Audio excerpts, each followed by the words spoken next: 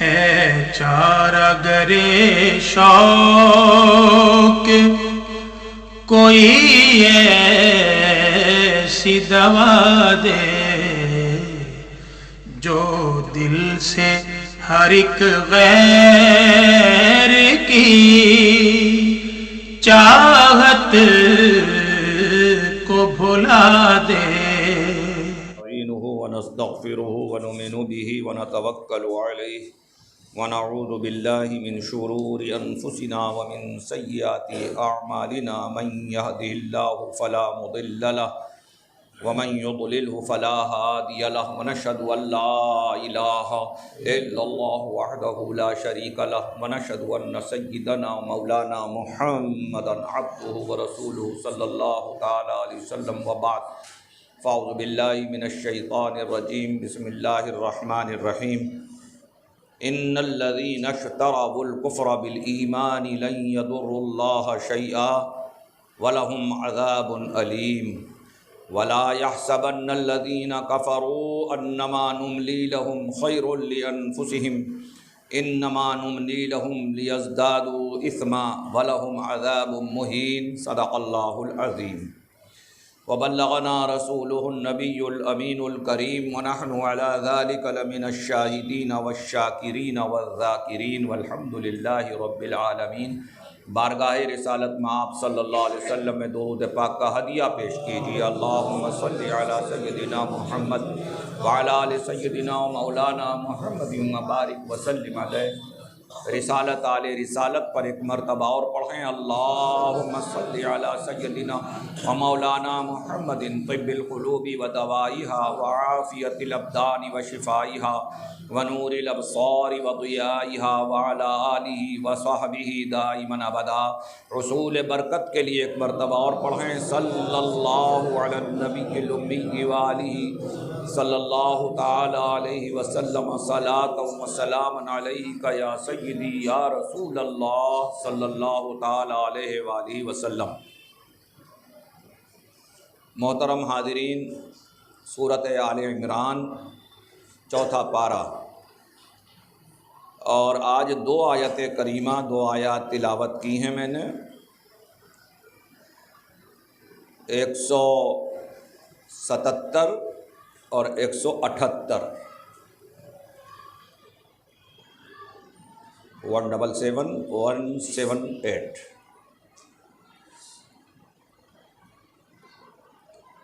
جس میں اللہ تبارک و تعالی فرمایا ان الذین اشتروا الکفر بالایمان، بے شک وہ لوگ کہ جنہوں نے ایمان کے بدلے کفر خریدا، جنہوں نے ایمان کے بدلے بالایمان، ایمان کو بیچا اور کیا خریدا؟ کفر خریدا۔ جنہوں نے ایمان بیچ کر کفر کو خریدا، لن یضر اللہ شیئا، ہرگز اللہ کو کچھ نقصان نہیں پہنچا سکیں گے۔ وَلَهُمْ عَذَابٌ علیم، اور ان کے لیے دردناک عذاب ہے۔ وَلَا يَحْسَبَنَّ الَّذِينَ كَفَرُوا، اور یہ ہرگز کافر گمان نہ کریں، جنہوں نے کفر کیا یہ گمان نہ کریں کس بات کا؟ کہ انما نملی لہم خیر لانفسہم، کہ ہم نے ڈھیل دی ہے ان کو تو وہ ان کی جانوں کے لیے بہتر ہے۔ اس بات کا خیال نہ کریں ہم نے ڈھیل دی ہے تو یہ ان کے لیے بھلائی ہے، ان کے لیے اچھا ہے، یہ ان کے لیے بہتر ہے، ہم نے انہیں ڈھیل دی ہے۔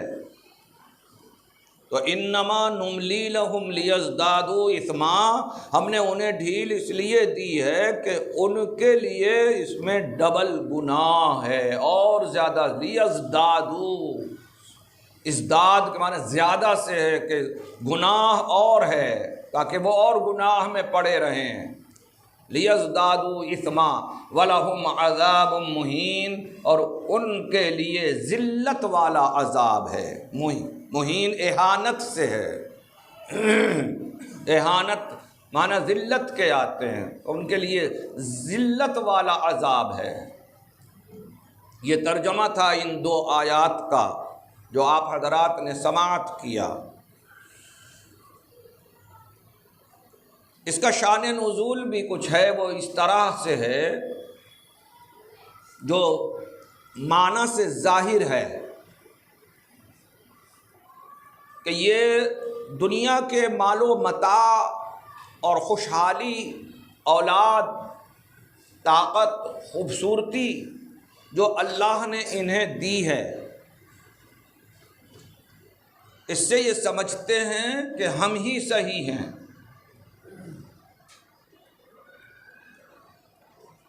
اور آخرت میں بھی ہمیں اسی طرح ملتا رہے گا۔ اگر ہم نے یہاں جیسا مسلمان کہتے ہیں، اگر ایسا کیا ہوتا کہ اگر ہم جیسا مسلمان کہتے ہیں، ان کے عالم کہتے ہیں، تو اگر ہم یہاں مجرم ہوتے تو ہمیں یہاں بھی کچھ نہ ملتا، ہمیں یہاں بھی کچھ نہ ملتا، ہم ذلیل ہوتے، ہم غریب ہوتے، ہم رسوا ہوتے، ہمارے پاس کچھ نہ ہوتا۔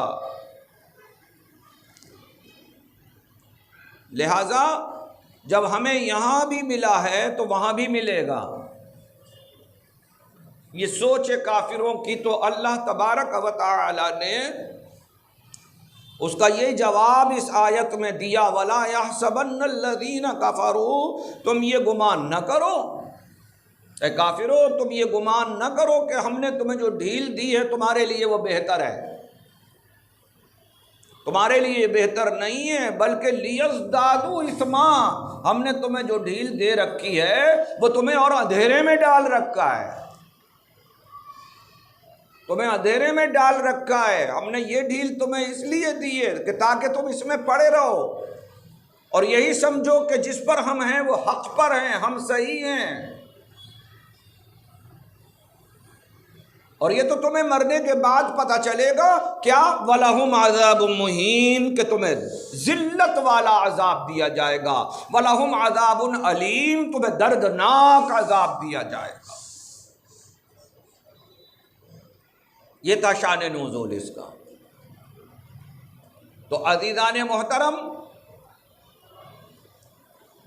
پچھلی آیت میں اللہ تبارک و تعالی نے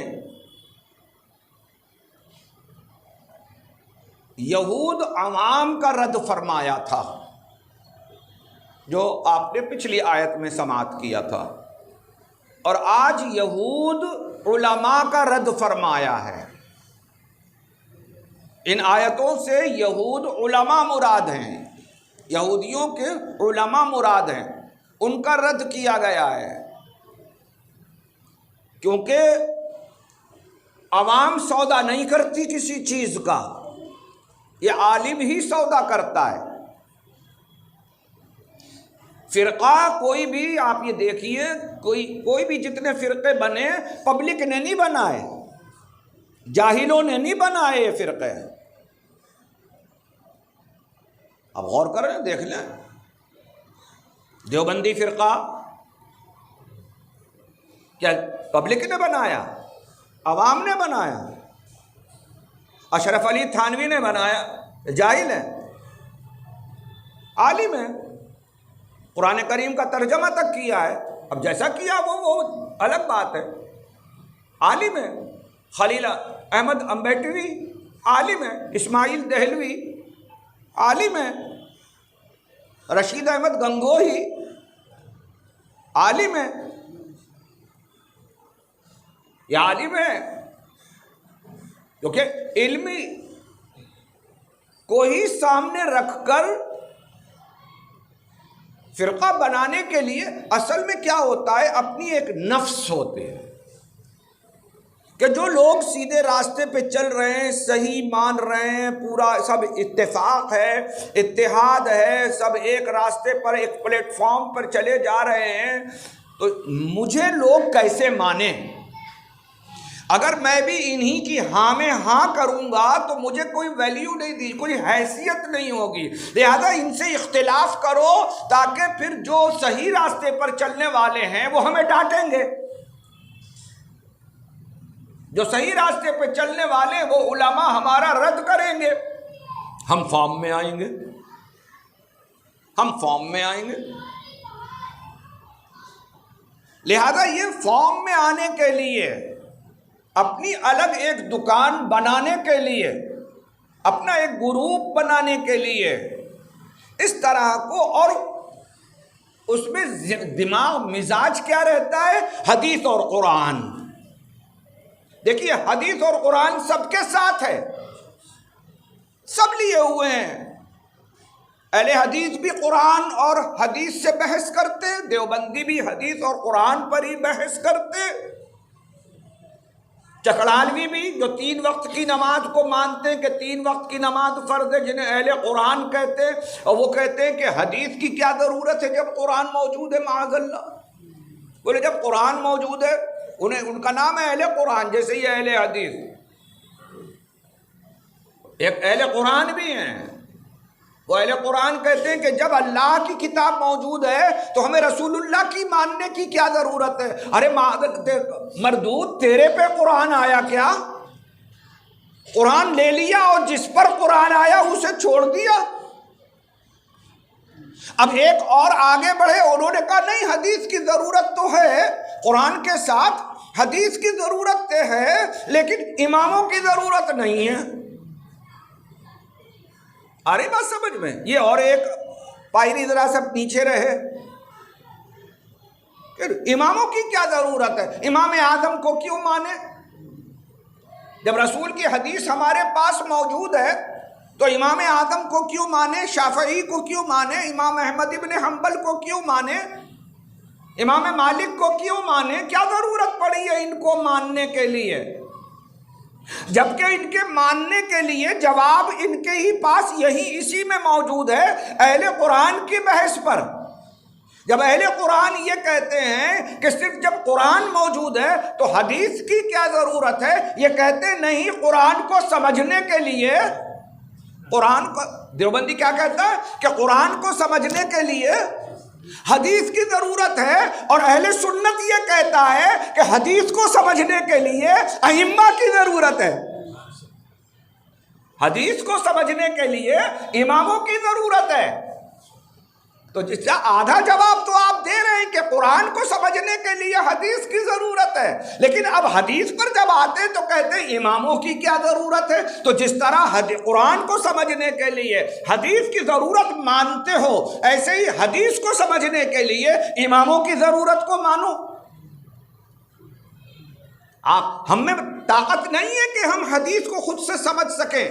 حدیث کو اگر ہمیں سمجھنا ہے تو امام بخاری سے سمجھنا ہوگا، حدیث کو ہمیں سمجھنا ہے تو امام مسلم سے سمجھنا ہوگا، ہمیں حدیث کو اگر سمجھنا ہے تو ابن ماجہ سے سمجھنا ہوگا، حدیث کو ہمیں سمجھنا ہے تو حضرت شامی سے سمجھنا ہوگا، حدیث کو ہمیں سمجھنا ہے تو امام اعظم سے سمجھنا ہوگا، امام مالک سے سمجھنا ہوگا، احمد ابن حنبل سے سمجھنا ہوگا، امام شافعی سے سمجھنا ہوگا۔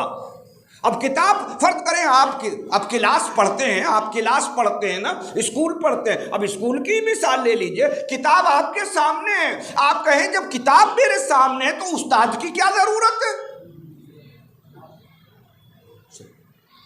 چلتا ہے ایسا کہ جب کتاب موجود ہے، ارے بھائی جب کتاب موجود ہے تو استاد کی کیا ضرورت ہے؟ لیکن سمجھدار آدمی یہ کہے گا ہاں کتاب ہونے کے باوجود بھی بات سمجھ میں نہیں آتی، کتاب ہے پڑھنا اور استاد ہے سمجھانا، لہذا جب تک سمجھانے والا موجود نہ ہو، جب تک کتاب سمجھ میں نہیں آتی۔ تو بس اسی طرح حدیث سامنے موجود ہے، جب تک یہ سمجھانے والے نہ ہو تو حدیث سمجھ میں نہیں آتی۔ قرآن سامنے موجود ہو، جب تک حدیث سامنے نہ ہو تو قرآن سمجھ میں نہیں آتا۔ تو قرآن کو سمجھنے کے لیے حدیث کی ضرورت ہے، اور حدیث کو سمجھنے کے لیے محدثین کی ضرورت ہے۔ بحث سمجھ میں آ گئی؟ یہ سب ذہن میں نہیں تھا، بس یہ ابھی پوائنٹ بنا اور ابھی بس ہو گیا، جو بھی کچھ بیان ہو گیا۔ تو خیر، تو یہ جو آیات، اب تھوڑی سی نصیحت کی بات کر کے بات کو ختم کریں۔ یہ جو آیات آج ہم نے تلاوت کی اور اس میں جو ہمیں نسخہ ملا ہے اور یہ جو کہا کہ وہ کہتے ہیں کہ ہمیں جو دنیا کی دولت یہاں ملی ہے، جو ہمیں سکھ ملا ہے، جو چین ملا ہے، جو دولت ملی ہے، جو اولاد ملی ہے، جو طاقت ملی ہے، جو حسن ملا ہے، جو ہمیں سب ملا ہے تو آخرت میں بھی ملے گا۔ اس سے ہمارے کچھ مسلمان بھائی بھی جو دنیا دار ہیں وہ دھوکہ کھائے ہیں، وہ بھی دھوکہ کھائے ہیں، اور ہمارے جو بیچارے سیدھے سادھے جو مسلمان ہیں وہ بھی دھوکہ کھائے ہیں۔ جو دنیا دار ہیں وہ یہ دھوکہ کھائے ہیں، وہ ان کافروں کو دیکھ کر سمجھتے ہیں یار یہ کافر ہو کر انہیں سب کچھ ملا ہے، انہیں بہت کچھ ملا ہے، لہذا ان کی روش چلو۔ نماز چھوٹتی ہے چھوٹ جائے، روزہ چھوٹتا ہے چھوٹ جائے، سچائی چھوٹتی ہے چھوٹ جائے، جھوٹ بولنا پڑے بولو، لیکن رزق حاصل کرو، دولت حاصل کرو۔ حرام ملتا ہے تو ملے لیکن دولت حاصل کرو، آگے بڑھو آگے بڑھو آگے بڑھو۔ کچھ یہ دھوکہ کھائے ہیں، اور کچھ سیدھے سادھے بیچارے یہ دھوکہ کھائیں یار ہم نماز پڑھتے ہیں، ہم روزہ رکھتے ہیں، ہم زکوٰۃ بھی دیتے ہیں، ہم نے حج بھی کیا ہے، اور ہم بڑے علماء کی باتیں مانتے ہیں، دین پہ ہم چلتے ہیں، ہم پریشان ہیں۔ کوئی یہ دھوکہ کھائیں کہ ہم پریشان ہیں، تو اس سے تو ہم سے تو وہ بہتر ہے، وہ دیکھو مسجد میں بھی نہیں جاتے لیکن گاڑیوں میں پھرتے ہیں، انہیں ہم نے کبھی نماز پڑھتے نہیں دیکھا لیکن دیکھو کتنے اچھے فلیٹ میں رہتے ہیں، ان کا خود کے ذاتی کئی مکان ہیں، ہمیں ایک مکان بھی نصیب نہیں، آج تک کرائے پہ رہ رہے ہیں۔ یہ دھوکہ ہے، شیطان کا ڈالا ہوا دل میں دھوکہ ہے، یہ دھوکہ، اس دھوکے میں نہ آنا۔ اے نماز پڑھنے والوں، ان کی دولت دنیا نہ دیکھو، اللہ کی قسم ان کی ساری دولتیں تمہارے ایک مقبول سجدے کا مقابلہ نہیں کر سکتی۔ تمہیں اللہ نے سجدے کی توفیق دی ہے، یہ بڑی دولت ہے، یہ بڑی دولت ہے، تمہیں یہ سجدے کی توفیق بخشی۔ اگر کپڑوں پر پیبند لگا کر بھی نماز پڑھنے کا اللہ موقع دے رہا ہے تو سمجھ لو اس کا فضل ہے، وہ تم سے محبت کرتا ہے۔ پیٹ سے اگر پتھر بھی بندھے ہوئے ہیں اور پھر بھی تم دوڑ کر مسجد میں آ رہے ہو، یہ نہ سمجھو کہ اللہ ناراض ہے، اللہ کی قسم اللہ اس پیٹ پر پتھر باندھنے والے نمازی سے راضی ہے۔ یہ ہماری سوچ ہے، یہ دھوکہ ہے، یہ قرآن آج اسی کا جواب دے رہا ہے، آج کی آیت اسی بات کا جواب دے رہی ہے، یہ جواب ہے آپ کے لیے۔ جو غریب ہے، مسکین ہے، محتاج ہے، بھکاری ہے، لیکن اللہ کی یاد میں لگا ہوا ہے، سچ بولتا ہے، حرام نہیں کھاتا، حرام کے قریب نہیں پھٹکتا، قرآن کریم کی تلاوت کی کوشش کرتا ہے، پانچوں وقت کی جماعت کے ساتھ نمازیں پڑھنے کی کوشش کرتا ہے، اور جھکا رہتا ہے، اٹھ کر اللہ کی یاد میں روتا ہے، گڑ گڑاتا ہے، معافیاں مانگتا ہے، توبہ کرتا ہے، تو سمجھ لو کہ آج کا آپ کا امبانی اس سے زیادہ غریب ہے، ٹاٹا برلا اس سے زیادہ غریب ہے۔ جس کے پاس ایمان کی دولت ہے، جس کے پاس عبادت کی لذت ہے، اللہ کی قسم وہ سب سے زیادہ دولت والا ہے۔ یہ دنیا کی دولت کوئی دولت ہے، آج ہے کل نہیں، آج ہے کل نہیں، مر گئے تو خالی ہاتھ جا رہے ہیں۔ لیکن اے ایمان والے سن، تو خالی ہاتھ نہیں جاتا،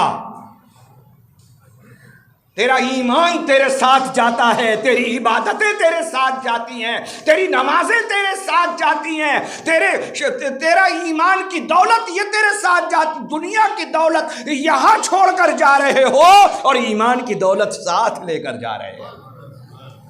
تو غریب تو وہ ہے جو دنیا کی دولت تو یہاں چھوڑ کر جا رہا ہے اور آخرت کی دولت اس کے پاس تھی نہیں، تو خالی ہاتھ، نہ دین کی دولت ہے نہ دنیا کی دولت۔ غریب کون ہے؟ الحمدللہ مومن غریب نہیں، اور مومن سے بڑھ کر عبادت گزار، اس سے بھی زیادہ مالدار۔ ایک ہے صرف کلمہ پڑھنے والا، لا الہ الا اللہ محمد رسول اللہ پر اسے یقین ہے، لیکن وہ سادہ زندگی گزار رہا ہے اسی بس۔ لیکن جو کلمہ نہیں پڑھے ان سے تو بہتر ہے نا، جو کلمے کے منکر ہیں یہود و نصارہ کافر اور مشرک، ان سے تو بہتر ہے کہ وہ کلمے پر ایمان لایا ہوا ہے، ان سے تو بہتر ہے۔ ایک نہ ایک دن اپنے گناہوں کی سزا پا کر جنت میں تو جائے گا نا اپنے ایمان کی وجہ سے، تو ان سے تو بہتر ہے۔ اور اس سے بہتر وہ ہے جو آپ ہیں، اپنے ٹائم نکال کر ماشاءاللہ اذان سن کر دوڑتے ہیں مسجد کی طرف، اللہ نے آپ کو توفیق دی ہے۔ اور ایک بات اور بتا دوں، اگر آپ یہ سوچتے ہیں اس دھتکے میں کہ پتہ نہیں میری نماز قبول ہو رہی ہے کہ نہیں، میری عبادت قبول ہو رہی نہیں ہو، یہ دھتکا لگا رہتا ہے نا، اور لگنا بھی چاہیے، اس سے لذت بھی بڑھتی ہے، وہ ایک الگ بات ہے، اس میں لذت بھی بڑھتی ہے، لیکن اس سے بڑھ کر جواب اس کا یہ ہے کہ ہاں قبول ہے، بے شک قبول ہے۔ جس کی فجر اللہ نے قبول کی ہے اسے ظہر پڑھنے کے لیے بلایا ہے، جس کی ظہر قبول ہے اسے عصر کے لیے اللہ نے بلایا ہے، جس کی عصر قبول ہے اسے مغرب کے لیے بلایا ہے، جس کی مغرب قبول ہے اسے عشاء کے لیے بلایا ہے۔ تو یہ ہماری نماز قبول ہے جو ہم ہر بار مسجد میں دوڑے دوڑے آ رہے ہیں، اللہ کی قسم ہماری عبادتیں قبول ہیں۔ تو یہ بالکل دل سے فکر نکال دو کہ پتہ نہیں قبول ہے کہ قبول نہیں ہے۔ جن کی قبول نہیں ہے وہی بھاگے بھاگے پھرتے ہیں، ان کی توفیق چھین لی جاتی ہے، انہیں سجدے کی لذت چھین لی جاتی ہے، ان سے عبادت کا شعور چھین لیا جاتا ہے۔ اللہ کی قسم ہماری عبادتیں اللہ کی بارگاہ میں قبول ہیں، اور قبولیت کی وجہ ہے کہ اللہ بار بار بلا رہا ہے اور ہم بار بار آ رہے ہیں، اللہ بار بار بلا رہا ہے، ہم بار بار آ رہے ہیں۔ تو ہم نے ایمان کے بدلے کفر نہیں خریدا، الحمدللہ ہم نے کفر کو ہٹا کر ایمان خریدا ہے، ہم نے وقت بیچ کر ایمان خریدا ہے، دنیا کی دولتیں چھوڑ کر ہم نے ایمان خریدا ہے، ہم نے دکان چھوڑ کر اپنے گراہکوں کو چھوڑا ہے، مسجدوں میں آئے ہیں، ہم نے ایمان خریدا ہے۔ الحمدللہ ہم وہ ہیں کہ جنہوں نے ایمان خریدا ہے، اور وہ ہیں کہ جنہوں نے کفر کو خریدا اور ایمان کو بیچ دیا۔ سودا کس کا بہتر ہے؟ ہمارا اور آپ کا بہتر سودا۔ ہم عقل مند ہیں کہ ہم نے یہ سودا کیا ہے، ہم عقل مند ہیں کہ جنہوں نے یہ سودا کیا ہے۔ تو ہمارے لیے اللہ تبارک و تعالی نے بخشش رکھی ہے، ہمارے لیے اللہ نے مغفرت رکھی ہے، اور جس کے لیے مغفرت اور بخشش رکھی ہے اس کے لیے رب کریم نے جنت کو سجا رکھا ہے، جنت کو کھول کر رکھا ہے کہ جنت کے دروازے اس کے لیے کھول دیے ہیں۔ میرے نماز پڑھنے والے، میں نے تیرے لیے جنت سجائی ہے۔ روزہ رکھنے والے، میں نے تیرے لیے ایک دروازہ خاص باب ریان بنا دیا ہے۔ جا اے رمضان کے روزے رکھنے والے، تو اور اس دروازے سے خاص میرا خاص مہمان بن کر، کیونکہ جب کوئی دیکھتے نا کہ ایک بہترین کوئی بہت بڑا پنڈال ہو، اور یا ایئرپورٹ پہ ہی آپ جائیے کہ دیکھیے، آپ دیکھیں گے عوام کے لیے گیٹ الگ ہے، وی آئی پیز کے لیے گیٹ الگ ہوتا ہے۔ یہ منتری وغیرہ جتنے سب اندر کے اندر دوسرے راستے سے باہر نکال دیے جاتے ہیں، وی آئی پی راستے سے، کہ اس میں عوام کی دھکا پیل نہیں ہوتی۔ تو اسی میں اللہ تعالیٰ نے رمضان کے روزے رکھنے والوں کو وی آئی پی بنایا کہ ان کے لیے الگ سے ایک دروازہ کھول دیا۔ میرے روزہ رکھنے والے، میرے روزہ رکھنے والے، آج تو وی آئی پی ہے، لہذا تیرے لیے وی آئی پی راستہ میں نے بنا دیا ہے۔ جنت میں جانا ہے تو ریان میں جا، ریان سے جا۔ اللہ اکبر، اللہ اکبر۔ تو خیر، ان الذین اشتروا الکفر بالایمان لن یضروا اللہ شیئا، وہ اللہ کا کچھ نہیں بگاڑ سکتے۔ یہ تو میں ہمیشہ بیان کرتا ہوں کہ اللہ کا،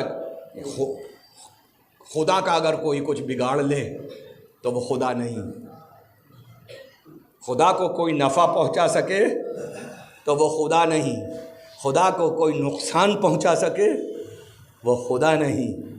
خدا وہ ہے جس کو کوئی نہ نفع پہنچا سکتا ہے نہ نقصان پہنچا سکتا ہے، بلکہ خدا وہ ہے کہ جو اپنے بندوں کو نفع پہنچانا چاہے تو کوئی نہ روک سکے، اور نقصان پہنچانا چاہے تو کوئی نہ روک سکے۔ وہ جسے چاہے نفع عطا فرمائے، جسے چاہے نقصان عطا فرمائے، چاہے دین کا نقصان دے، چاہے دنیا کا نقصان دے، چاہے دین کا نفع دے، چاہے دنیا کا نفع دے۔